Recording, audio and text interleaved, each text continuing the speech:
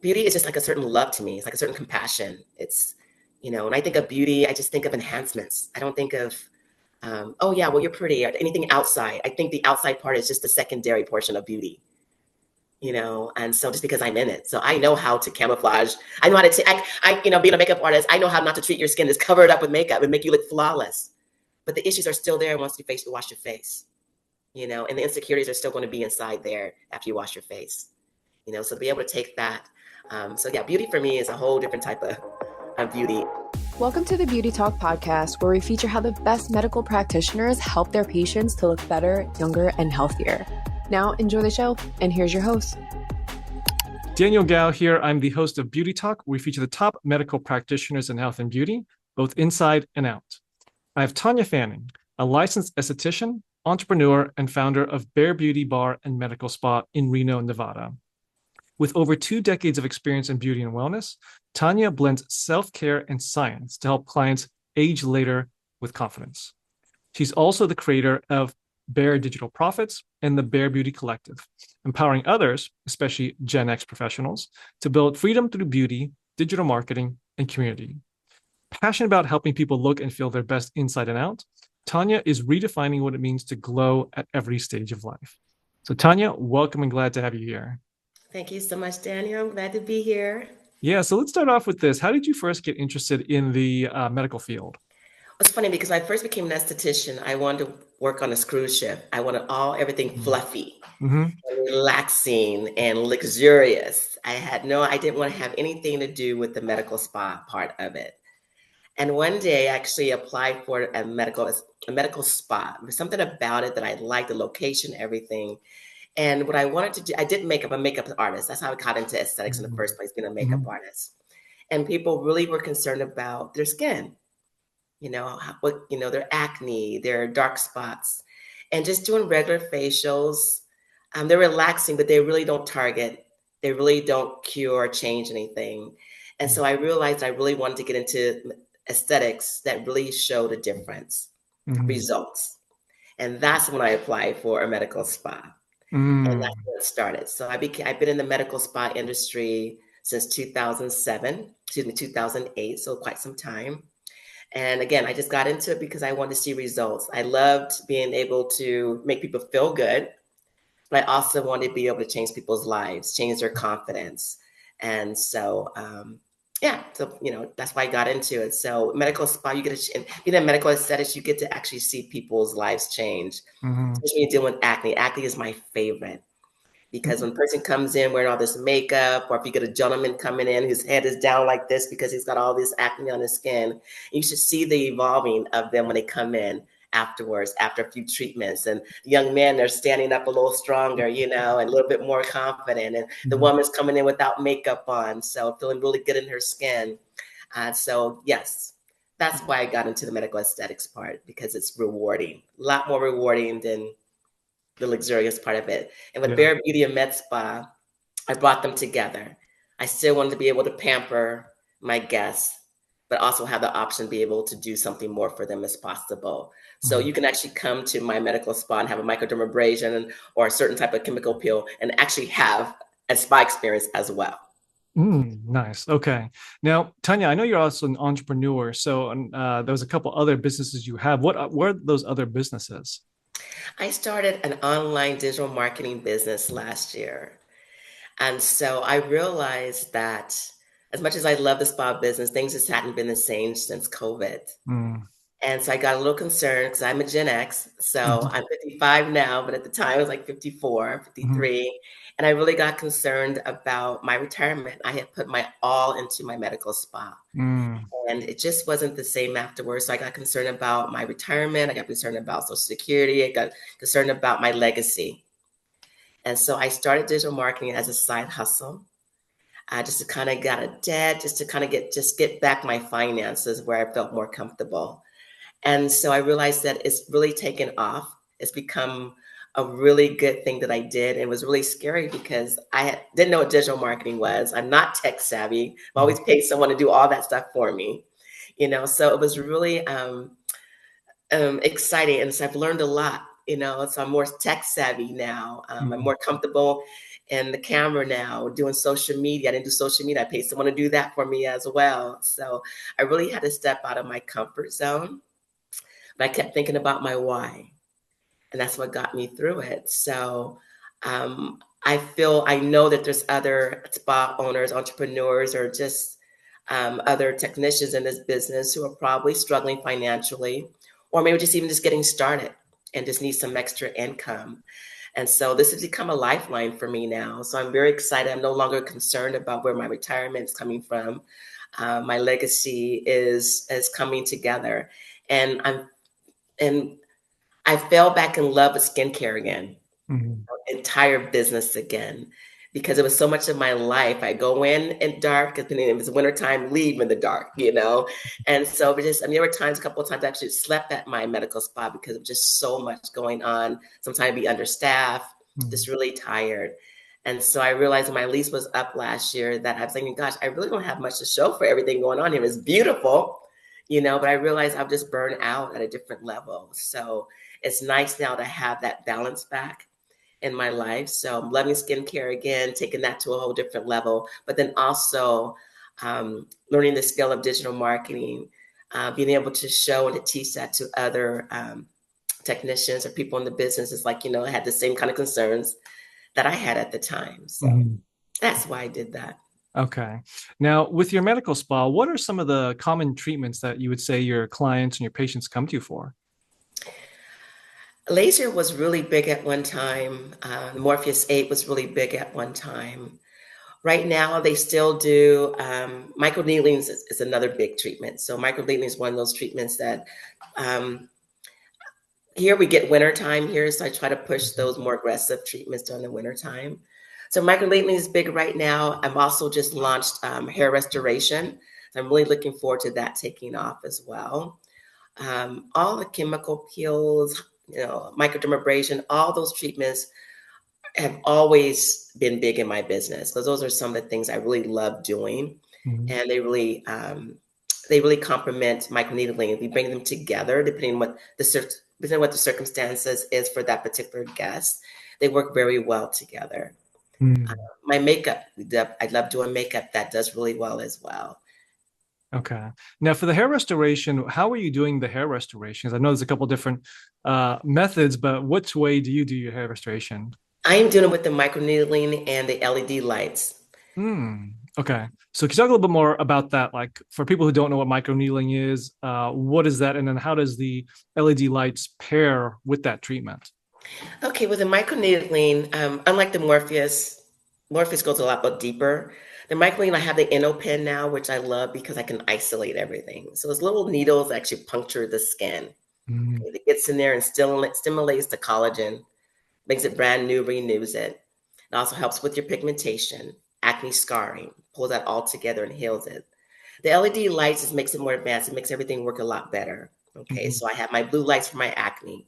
I have my red lights for my collagen. I use my red lights for my hair restoration as well.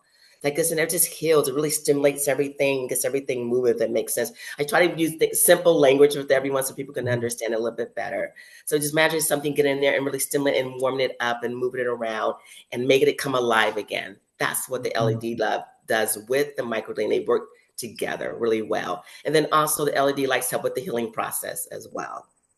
Okay, so you're basically putting the microdermabrasions in the head, then doing the LED lights to help with recovery, healing, and hair growth. Correct? Absolutely. Okay, got it. So now, how many treatments? I guess how many treatments and how long per treatment do people typically need for this type of thing? For the microneedling, I say anywhere from 4 to 6 treatments. So I have a couple packages that I'll do. I'll do buy five, get one free. And then Mhm. someone who wants to do something a little bit, say I don't have someone who has just to do 6 treatments, I'll do something like buy three, get one free. Mhm. Okay. So, and then that number of treatments is a pretty good number as far as being able to That's the start seeing average. results. That's the average. I mean, if I have to get into doing 8 treatments on a person, that's something Mhm. a little bit more extreme. Maybe Mm. they've had some really deep acne scarring going on, really deep pigmentation going on. Mhm. But I feel like this, if we're seeing improvement and we have to get into doing more treatments, then most people are willing to say yes at that point because we're seeing improvement. I see. So it's really Okay. hard for me to gauge how deep something is. But Mhm. for the norm, anywhere from 4 to 6 is usually the best. Okay. Usually that's enough treatments. But again, sometimes I will have to do 8 treatments. Okay. And That's then why it's good. We can comment. That's why when things are really when the situation is a little bit more advanced for the guests, then we usually have to do more advanced treatment. So that's when it's really nice to be able to combine things because then all those more aggressive at the time, we don't have to do as many treatments as well. Okay. And for every time that they come in to get this treatment, how long is that treatment? Like, how long is it for them to get that single session? Anywhere from half an hour to an hour and 15 minutes, depending on if Okay. we're going to just do the treatment or we're going to add in something else. Okay. And how long do they need to put in between treatments, like for them to Four, be able to recover? 4 weeks. 4 weeks. Okay. So probably within about 4 to 6 months or so is when is like the full treatment plan for this procedure. Yes, I have guests. We spend some time together. Okay. Absolutely, especially my bigger packages, and Mhm. and they got a combination of microneedling, they've got microdermabrasion, we've got chemical peels, we've got LED, we've got a couple of facials. I see them sometime like 14 months. Wow. Spend a lot of Okay. time together. Yeah. Yes. Okay. So, hmm and this is really for hair restoration, primarily around the head, I'm guessing, like on the top of the head, Scalp.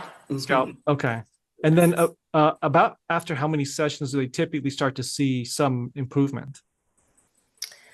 But hair restoration is different from skin, and it's different for everybody. Mm, Usually, about the second treatment, you'll see some differences. That's why I love the device I just invested in because mhm. it is absolutely wonderful, and the downtime is minimal as well. So everyone is different, but usually by the second or third treatment, you will see some difference. Absolutely, and the hair you'll start to see depends. If you're completely bald there, you'll Mhm. start to see a little tiny Uh, little tiny hair growth coming up. It's really cute. okay.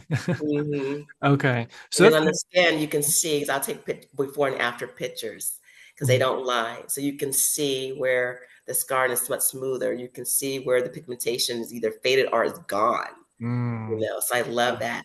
And I have ladies that come in or men too that come in, they have the moles that are raised.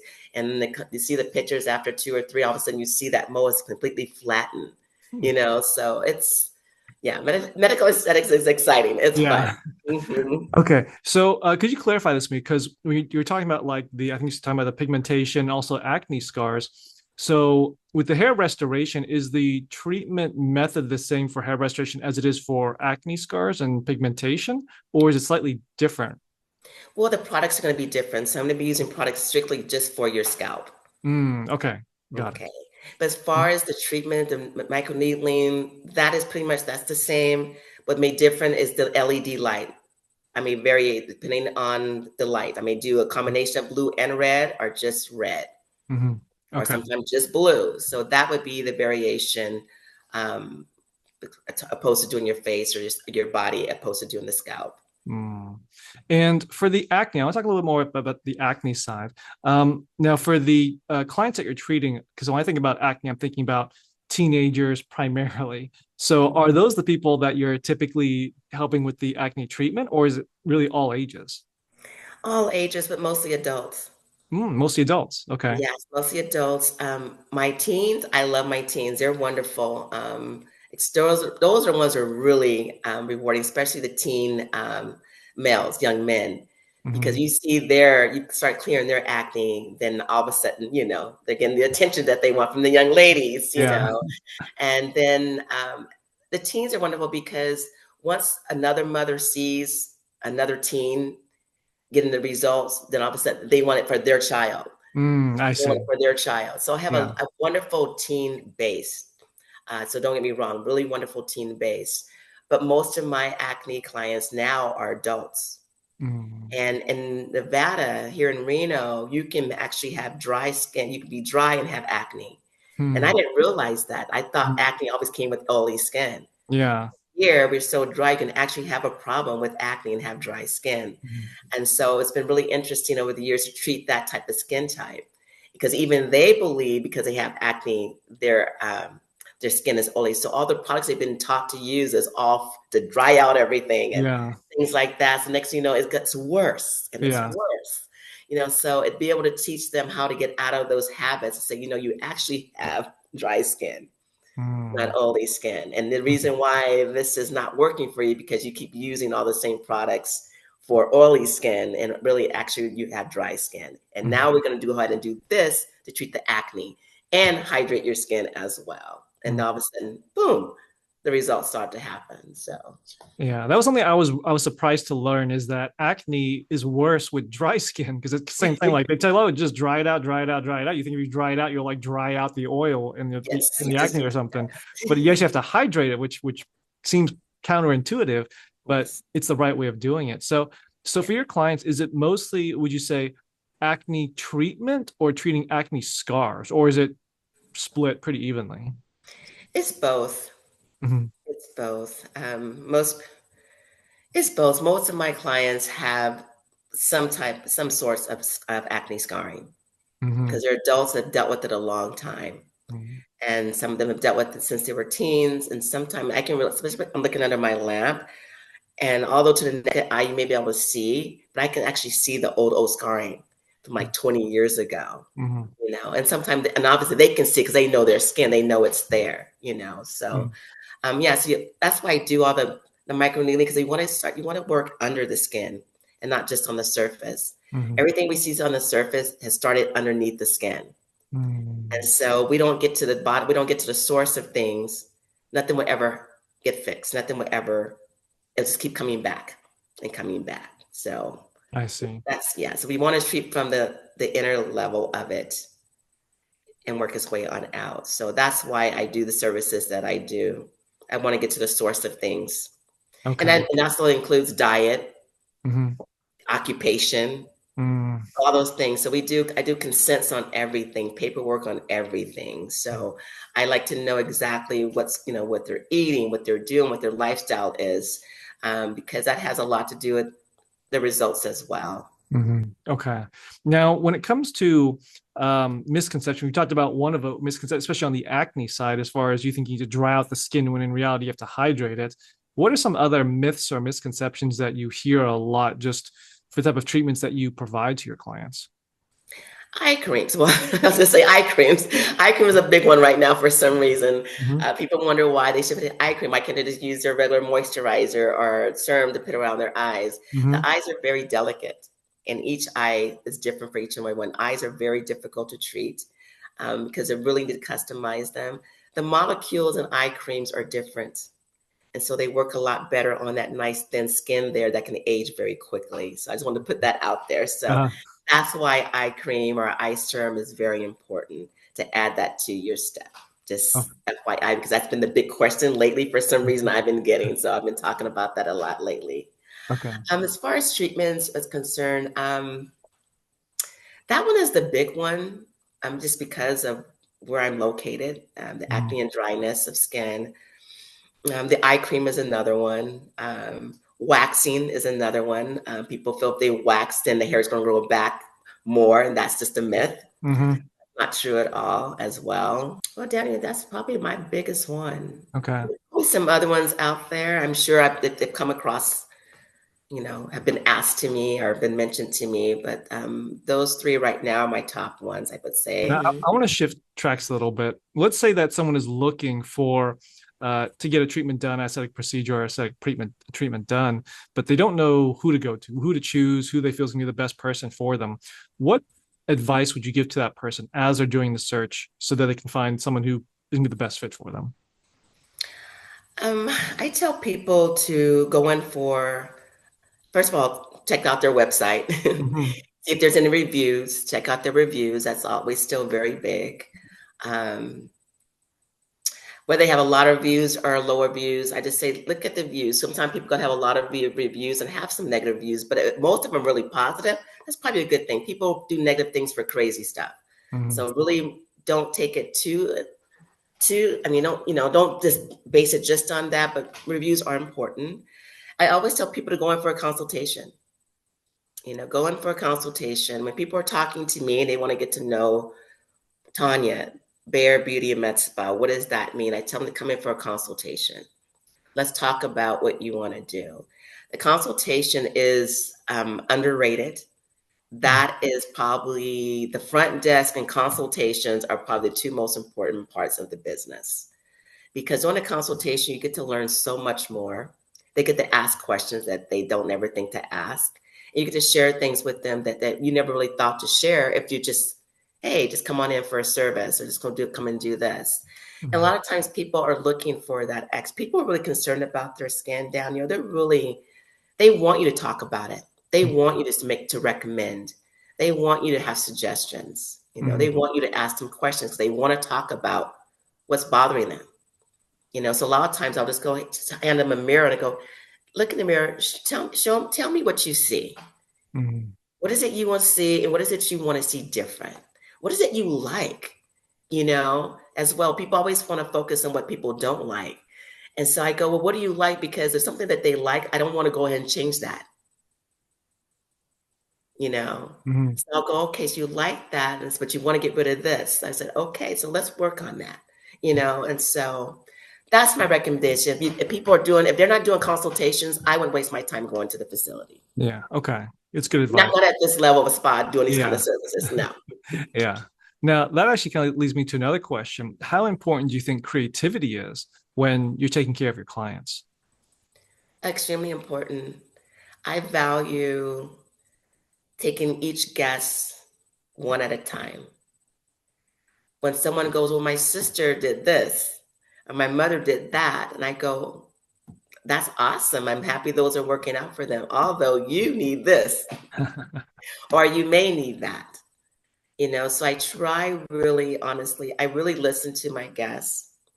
And I want to do something that's tailored just for them. It makes no sense to do something I don't allow them to tell me how to do my job because of what their sister and mother or brother or whatever they did somewhere else, or maybe what they have done at my spa somewhere.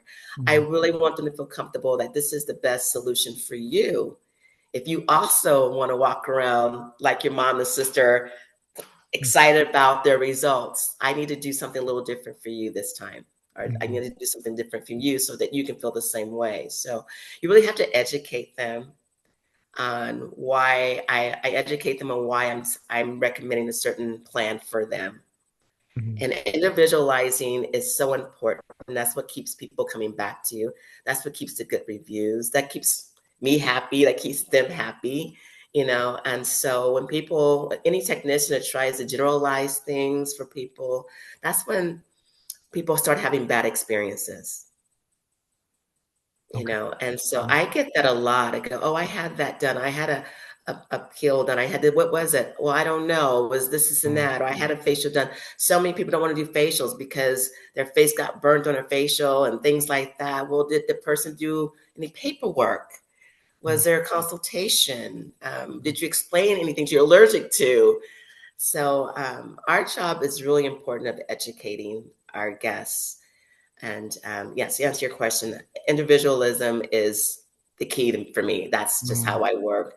When people stop me on the street and go, what do you think about this? I go, here's my card. I said, why don't you come in for a consultation? I'd love to take a deeper look at your skin and get to know more about your lifestyle. And that's another reason why I kind of shunned away from doing virtual online consultations during COVID time. And even now, just because I really like to get people in the spa. I really want to be able to look and touch their skin. I know when we're shut down, I know we couldn't have that option. And I know in a lot of business, we're doing really well, actually better during that time, But those are the reasons why I kind of shy away from doing virtual online consultations and things like that, or recommending things, because I feel like there's always something more possibly. And I don't want to miss it. Yeah. Well, everyone's their own piece of art. So you have to approach it that way. Right. Well, medical is, we got some serious aggressive stuff and a lot of things that they need to have done, they can't buy and use at home anyway. Yeah. They have to come in. Yeah. Okay. Well, Tonya, I know that you've had a lot of experience in this industry. So is there a story that you can think of that you can share that was maybe just a very memorable case or a very challenging case, and how you were able to get them a good outcome in the end? Yeah, one of my great stories so the first medical spa I was working for, and I really just enjoyed it, learned a lot. And the owner came to me and asked me to take care of one of our guests. And he was a best friend of his son. And this young man was over in Iraq. He was in the war. And he was this beautiful black man. And I don't know if that's why my owner came to me. I don't know, but I just thought it was kind of, I felt like I didn't know if I was prepared. I was qualified to do what he needed to have done. Mm-hmm. But although I was their top booker, I was their top everything and everything I did because I just passionate about it. Mm-hmm. And so it was a compliment that the owner would come to me before my lead ladies who had been there a lot longer than I had. And so beautiful black man, about 6'3", 6'4". And so he came and it looked, he took off his hat and it looked like whatever was going on over there in war, that a bunch of micro bugs were eating his Wow. skin on his head. Mm-hmm.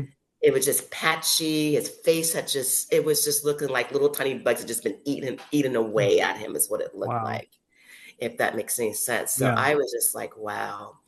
So anyway, I just kind of pulled together. I called my rep for certain devices, Mm-hmm. sent pictures. I really wanted to, it was a challenge. Mm-hmm. And I really wanted to do well. And so we did we did laser, we did microneedling, we did microdermabrasions, chemical peels, and the products. And he stayed and stayed and stayed. And so he still kept, we did treatments for about a year together. And then I ended up leaving the company. Mm-hmm.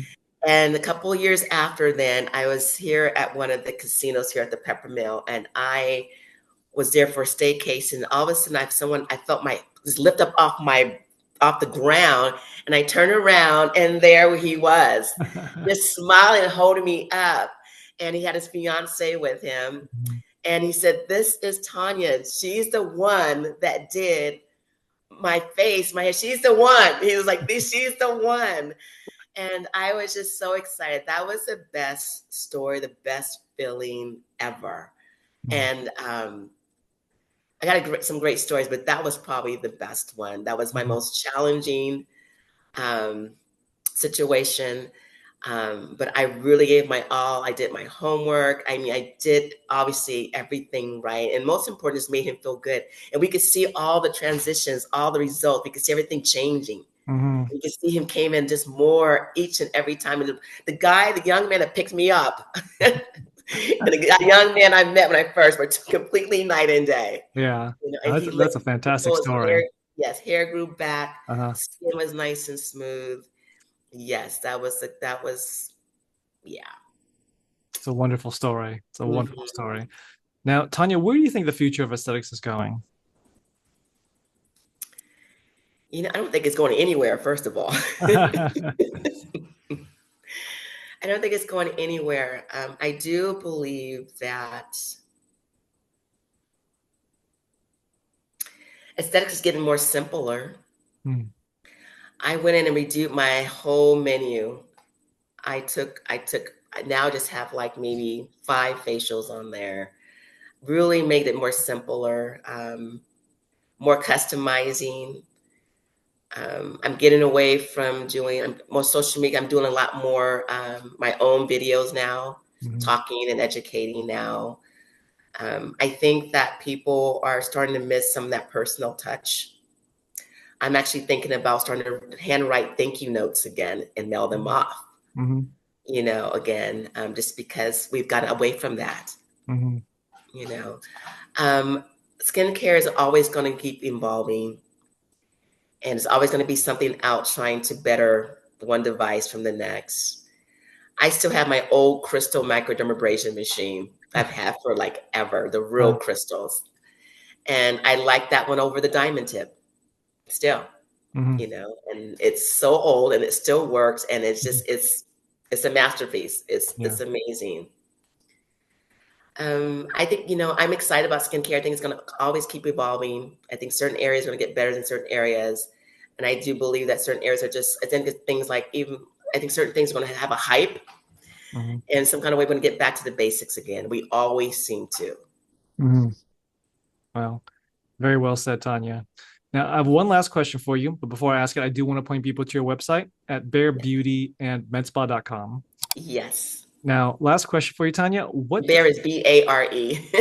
Yeah, not B-E-A-R. Hopefully Yes. people understand that part. Okay. Well, the last question for you then, Tonya, is what does beauty mean to you? Beauty to me, it's, that's deep. Beauty to me is, it's more than just your outside. Truly, it's deep. It's really deep. Beauty is something that you can't teach. It's something that's in the heart. Beauty is something that's in the heart, and it just radiates. So when I find people who have a beautiful heart and there's a wonderful person, and they've got these skin issues that they are just, it keeps them, their head down, or keeps them feeling like they can't be the best they can possibly be. They just find themselves stagnant just because they're really of their insecurities. When I can take someone like that and transform or help them improve or enhance their outside beauty, oh my gosh, that's just amazing. Beauty is just like a certain love to me. It's like a certain compassion. It's, when I think of beauty, I just think of enhancements. I don't think of, oh yeah, well, you're pretty, or anything outside. I think the outside part is just the secondary portion of beauty, and so just because I'm in it. So I know how to camouflage. I know how to being a makeup artist, I know how not to treat your skin that's covered up with makeup and make you look flawless. But the issues are still there once you wash your face, and the insecurities are still going to be inside there after you wash your face. So to be able to take that. So yeah, beauty for me is a whole different type of beauty. It's a combination of everything together. And I think mostly for me, beauty starts from the inside and radiates from the outside. If I can do something to help someone feel more beautiful, then that's what I like to do. Oh, well said, Tonya. Well, there you go. Tonya sharing your expertise. So Tonya, where can people contact you in your practice? Share. Yeah, so I'm at barebeautyandmedspa.com. My address information is all right there on my website. I'm in Reno, Nevada. And so even if you're just coming to gamble and spend the weekend or staycation, please come and visit, set up an appointment, stop by, say hello. We do complimentary consultations. And so from there, we just kind of figure out a game plan for you. If you just want to come in and just have a facial, or just come in and buy products, whatever it may be, just give us a call or send us an email. All the information is right there on the website. Awesome. Well, Tonya, this is great. Thank you for coming on, and thank you for sharing your message. Thank you so much. Thank you for having me, Daniel. Have a wonderful rest of your week. Thanks for listening to the Beauty Talk podcast. Any questions, please contact the practice directly with the contact information provided during the show. We'll see you again next time. Bye for now.